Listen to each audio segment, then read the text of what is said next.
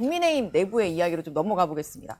김종욱 부원장님이 준비를 해오셨다고. 야, 타당 얘기를 서로 번갈아가면서 하는 게. 네. 아니 양당 다 뭔가 내전 아닌 내전이 있더라고요. 그래서 저도 네. 이제 제목을 보니까 한동훈 전 대표가 속이 아닐 것 같다. 이런 생각이 듭니다. 일단 왜냐하면 뭐 장도혁 대표가 원래는 친한계 의원이셨잖아요. 근데 그분이 어느 순간 약간 내란 문제와 관련해서 생각이 바뀌시게 되면서 당대표가 되셨고, 이제 그분 같은 경우가 소위 비대위원장과 전 당대표를 한 분을 본인 스스로가 뭐 제명 처리한 거 아닙니다만, 윤리위원회라고 하는 부분에서 네. 결정이 된 겁니다만, 그런 문제가 발생하는 상황에 봉착해서 한동훈 전 대표 같은 경우는 더 좀 착잡했을 것 같다라는 느낌이 들고요. 더 중요하게는 이 길이 열려야 되는데 제가 볼 때 길이 안 보이는 것 같아요. 그래서 이제 보인다. 한동훈 전 대표 같은 경우는 야, 이게 예를 들면 애들로 돌아갈 길이 있으면 애들로 돌아가겠는데 애들로 돌아갈 길이 없으니까 전면전을 할 수밖에 없는 상황이 됐다. 그래서 아마 어제도 어젠가 그제 집회를 했던 것 네. 같긴 합니다만, 좀 그래서 이 상황도 좀 만만치 않겠다. 그래서 어떤 길이 옳은지, 그러니까 제명의 길이 옳은 건지, 아니면 타협을 통해서 봉합하는 길이 옳은 건지 잘 모르겠습니다. 그래서 주제는 다릅니다만 합당과 제명 이 두 가지가 어찌 보면 상당히 유사한 문제인 것 같다는 생각이 들기도 합니다. 네. 당권파와 비당권파 사이에 엄청나게 지금 갈등을 빚고 똑같은 점이라고 보고요. 제가 취재한 바에 따르면 네. 기류는 지금 제명으로 흘러가고 있는 것 같고요. 네. 지금 정청래 장동혁 대표는 서울 시내 모 병원 Y병원에서 네. 지금 이제 몸을 추스리고 있는데, 어저께 그 대표를 문안 갔던 이런 당 관계자들에 따르면 네. 말을 지금 못 한답니다. 식도가 타들어갔대요. 약간 진하게 정말 단식을 한 것 같습니다. 그래서 지금 캑캑거리면서 말을 못 하는데, 전반적인 기류, 친윤, 예를 들어 지금 지도부라든가 주류 의원들의 입장은 한동훈 전 대표가 결국 사과하고 그 다음에 장동혁 대표 자체 위로할 기회를 스스로 걷어찼기 때문에 제명이 이제는 뭐 불가피하지 않겠느냐. 다만 장 대표가 이제 병원에 있기 때문에 네. 오늘 최고위원회의에서는 그것을 의결하지 않고 장 대표가 이르면 목요일 날 이제 네, 복귀하기 복귀를. 때문에 그때 이제 아마 목요일 이후에 제명이 결정되지 않겠느냐라는 쪽으로 가고 있어요. 근데 이거는 정말 굉장히 불행한 일입니다. 정말 불행한 일이고요. 제명을 하게 되면 좀 이재명 정부만 좋아하게 되는 상황이 생긴다. 한마디로 국민의힘은 중도나 외연 확장이 굉장히 어려워질 뿐더러 과연 이 문제가 제명까지 할 일이냐 논란으로 이제 또 굉장히 소모력을 하는 데다가, 자, 좀 있으면 김건희 여사 공판이 네. 선고가 나고 2월 중순에 윤석열 전 대통령 그렇죠. 또 공판이 나는데, 지금 기류로 보면은 내란 이 공인될 가능성이 높아요. 자, 이런 상황에서 과연 그래도 한동훈 전 대표 논란이 많지만 그래도 계엄 해제 찬성 표결을 끌어내고 계엄에 가장 누구보다 반대 입장을 냈는데, 바로 그런 이유 때문에 문영배 전 헌법재판소장조차 국민의힘 전체를 내란 정당으로 몰고 가는 건 안 된다라고 하는 거거든요. 한동훈 전 대표의 문제에 있다면 그 내부적으로 처리를 할 일이지, 이것을 정말 인위적으로 완전히 당적을 박탈하는 거, 이거는 정말 문제가 좀 심각하다 이렇게 생각합니다. 그러니까 이민찬 부위원장에게도 여쭤봐야겠지만 뭐 길이 안 보인다라는 말씀도 하셨고, 근데 장동혁 대표가 단식을 할 때 사실 범보수가 약간 뭉치는 모습을 보인 뒤에 근데 오자마자 이런 제명을 하게 되면 오히려 더 안 좋은 거 아니냐 이런 얘기도 하시는 분들도 있어요. 글쎄요, 그 두 사안을 동일선상에서 놓고 보는 것은 다소 무리가 있다고 생각을 합니다. 네. 저는 한동훈 전 대표가 이번 단식 국면에서 보여줬던 여러 정치 행보를 두고 네. 이 보수 진영 내에서 많은 평가가 지금 이루어지고 있다고 생각을 해요. 언론 보도 양상도 굉장히 많이 변화됐죠. 저는 특히나 그 지지자들을 모여서 여러 시위를 하는 그 모습에서 굉장히 좀 답답함을 느꼈어요. 왜냐면 축소지향 정치를 추구하고 있는 것 같아요. 당 지도부를 향해서는 외연을 확장해야 한다고 요구를 하고 있지만, 정작 한동훈 전 대표 본인은 당 내 일부 팬덤에 갇혀서 그들만을 바라보고 정치를 한 게 아닌가 싶어요. 분명히 당 지도부에서 요구를 했지 않습니까? 이 제명 처분이 윤리위 제명 결정이 과하기 때문에, 이 부분에 대해서는 그런 여론이 있기 때문에 이 부분에서 재심을 통해서 본인의 억울한 점은 무엇인지 이 부분에 대해서 소명을 해달라는 요구를 했습니다. 열흘의 말미를 줬어요. 그런데 그 부분에 대해서는 임하지 않고 본인에 대해 여론전만 지속적으로 하는 그 문제에 대해서 네. 굉장히 많은 실망감이 있고, 이렇게 된다면 결국 장동혁 대표에게 장동혁 대표가 어떤 출구를 열어줄 수가 있는 것이죠. 상대방도 반복씩 앞장서 나아가야 하는 것이고, 그래야지 당대표에게도 어떤 이 부분을 해소할 수 있는 명분이 생기는 거 아니겠습니까? 저는 정치인이라면 지지층과 이런 언론에게도 명분을 줘야 해요. 명분을 줘서 나의 생각, 나의 행보가 그 명분을 얻고 그래야지 국민적 지지를 받고 나아갈 수 있는 것입니다. 그런데 한동훈 전 대표의 이 행보 자체에는 국민적 여망이 모이는 명분이 다소 부족해 보여요. 그런데 이 문제의 책임을 온전히 장동혁 대표에게만 지운다는 것은 저는 국민적으로 납득이 이루어지지 않을 것이라고 보여져요.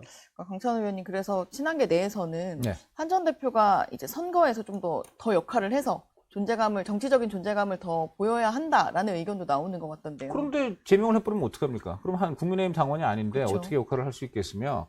그러니까 이 좀 전에 이제 이민찬 대변인 지적한 네. 부분도 물론 일리가 있어요. 그 한동훈 전 대표가 좀 더 이번 특히 야당 대표가 이제 목숨을 걸고 단식을 하는데 그런 부분에서 좀 찾아가 본다든지 뭔가 본인도 찾아갔어야 이번에 한다고 보시나요? 좀 아쉬움이 있죠. 아쉬움이 있어요. 다만 이제 저 한동훈 전 대표도 이제 사과를 했는데 네. 사과가 물론 이제 논란이 있습니다만 장동혁 대표가 그렇다면 이제 그걸 좀 화답을 해서 뭐 이 사과 내용을 보니까 아쉬움은 있지만 그래도 한 발짝 진전이 됐다라든가 한마디를 또 했으면 네. 한동훈 전 대표가 찾아가는 부담이 더 커졌을 것이고 찾아갔을 수도 있을 것 같아요. 네. 서로 간에 그거 조금씩 더 양보하는 좀 묘가 아쉬운데 그러지 못한 게 참 정말 그 안타깝습니다. 그런데 저는 이렇게 봐요. 제명은 이건 너무나 극단적이고요. 그게 좀 전에 우리 민주당도 그 얘기를 하시잖아요, 위원장님께서. 중재가 있을 것이다. 지금 저것도 명청대전도 이렇게 일방적으로 가면 안 돼요. 얘기였죠. 그러니까 이쪽도 마찬가지고 저쪽도 마찬가지고 정말 서로가 결정적인 선이 있어요. 제가 볼 때 저쪽은 민주당은 그 이제 당원과 이런 사람들과 민주적 논의가 없는 가운데 일방적으로 합당을 단행하는 경우가 이제 마지노선을 넘는 것이 될 것이고 이쪽도 지금 양쪽이 다 아쉬움이 있는 마당에 극단적으로 어쨌든 대표까지 지낸 사람의 당적을 네. 단계라는 논란 하나만으로 이렇게 박탈하는 이것도 너무 극단적이에요. 둘 다 이 극단을 좀 다 제외하고 좀 양쪽에서 양보와 타협의 묘를 보여주는 것이 그것이 양당이라 사는 길이다. 저는 이제 이렇게 생각이 들고 마침 제가 보니까 어저께 네. 저도 뭐 간단히 하나 들고 나온다고 하는 게 없네요. 근데 대변에 네. 대변에 없어서 네. 근데 저는 이해운을 하나 마지막으로 하고 아, 싶은데 네네네. 말씀하시죠. 이재명 대통령이 이번에 지명철이 결단을 내렸다는데 네네. 저는 결단을 내린 게 아니라 본인이 잘못한 거죠. 애초에 이런 결격자를 가장 중요한 장관 자리에 임명을 그냥 강행을 하려지 꽂고 그다음 임명을 강행하려고 했던 거 이거 사과하셔야 되고요. 그다음 재발 방지를 약속해야 되고 그다음 후속 조치가 뭐냐 이와 관련해서 이재훈 후보에 드러난 여러 가지 지금 범죄 혐의 네. 이건 수사를 하도록 해야 됩니다. 또 이번에 가장 국민의 공분을 산 할아버지가 훈장 받으면 손자가 연세대학교에 갈 수 있다는 걸 보여준 이 연세대학교 여기도 좀 수사해야 돼요. 그런 점에서 저는 이거 하여간 이해운 이번에 그 사태에 대해서 이 대통령이 교훈을 받기를 바라고 국민의 입장에서는 모처럼 한번 승리를 거둔 것 같은데 국민의힘 출신 정치인 갖고 한 게 좀 아이러니긴 한데 그런 점에서 좀 아마 오늘 초 교수님을 부르신 모양이죠? 네. 이미자 위원장 제가 네. 인터뷰했는데 이분이 보니까 아주 능수능란하게 잘하신 것 같아요. 그래서 전략과장 멤버가 돋보였다 말씀드립니다. 알겠습니다. 김정욱 부원장님, 갑자기 나온 이해운 후보자 이야기.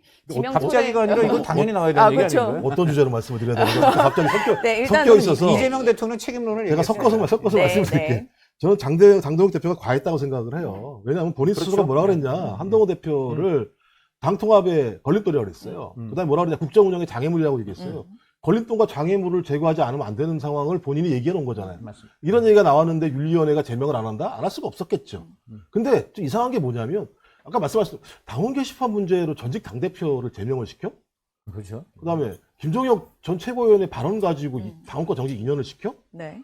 저는 그런 당이라고 얘기한다면 누가 제대로 얘기할 수 있겠는가? 라는 생각이 들었고, 또 그렇다고 하더라도 친한계 의원 중에서는 또 공천을 줘야 된다, 한동훈 대표한테. 이것도 제가 볼 때 좀 기괴한 네. 일들이 벌어지고 있다라는 생각이 들었고요. 또 하나는 장동혁 대표가 내란 문제에 대해서 명확한 입장을 가지셔야 돼요, 실제적으로. 여러분, 내란을 옹호하는 최고위원을 임명하시고, 그건 맞는 말이에요. 그다음 12월 3일날 깨어났다는 분을 미디어 대변인으로 만들어 놓으시면 이 당을 어디로 가려고 하는 것이냐라고 하는 측면에서 또 이런 구도를 가니까 한동훈 대표를 제명할 수밖에 없다라고 할 수밖에 없는 측면이 있고요. 예훈 제가 네네, 이제 섞여가지고 이해운 후보자 얘기. 이해훈 후보 같은 네. 경우도 말씀드립니다만 전 이해훈 후보와 관련해서 저희 일반의 입장은 뭐냐면 국민의힘에서 5번 공천했다고 하더라도 민주당과 이재명 정부에서 제대로 된 검증을 못했다고 한다면 그건 우리의 잘못일 수밖에 없다. 이런 문제를 반면교사 삼아서 앞으로라도 철저하게 검증해야 된다. 하지만 내란이 발생했던 가장 중요한 이유 중에 하나가 정치 갈등을 뽑았던 거 아니겠습니까? 윤석열 씨 같은 경우도 마찬가지로. 그렇다면 통합의 정치는 저는 민주당과 국민의힘이 앞으로 가야 될 방향이다. 안 그러고 계속 싸움의 정치만 한다면 정말 안 되는 거기 공감합니다. 때문에 네, 네. 저는 이재명 대통령이 이 문제와 관련해서 국민들에게 충분한 설명이 필요하겠습니다만 앞으로라도 능력 있는 분이 계시다면 그것이 진보 인사건 보수 인사건 정부가 활용을 해서 저런 어떤 인물이라고 하더라도 이념과 무관하게 우리 정부, 우리 국가가 더 앞으로 나아갈 수 있는 길들을 열을 수 있구나라고 하는 것들의 어떤 하나의 기초를 만들어낼 수 있었으면 좋겠다라는 생각이 들어서 저는 이재명 정부 초기에 상당히 많은 경험 또는 많은 네. 비판을 받고 있다는 생각이 들고요. 네. 한동훈 이민찬 부위원장도 섞어서 이제 마무리를 해주시죠. 저는 정치권에서 우리 장동혁 대표가 비상계엄 해제 표결에 앞장섰다는 점에 대해서 왜 이 부분은 빼고 평가를 해주시는지에 대해서 조금 온당하지 않다는 말씀을 드리고 싶고요. 한동훈 전 대표를 향해서는 2024년 전당대회 때요. 당원들의 62%가 한동훈 전 대표를 지지했습니다. 그런데 지난해 대선 후보 경선 때요. 당원의 지지가 38%로 하락했어요. 이 지점에 대해서 분명히 고민을 할 부분이 있다. 이런 말씀 드리고 싶고, 이해운 후보자에 대해서는 거짓말이 결국 본인의 거짓말이 본인의 발목을 잡았다고 평가하고 싶습니다. 마지막으로 전 홍익표 정무수석의 어제 브리핑은 궤변이었다고 생각을 해요. 왜 본인들이 검증을 실패한 책임을 왜 다른 정당에게 책임을 떠넘깁니까? 이 부분에 대해서는 자성이 먼저다. 이런 말씀 드립니다.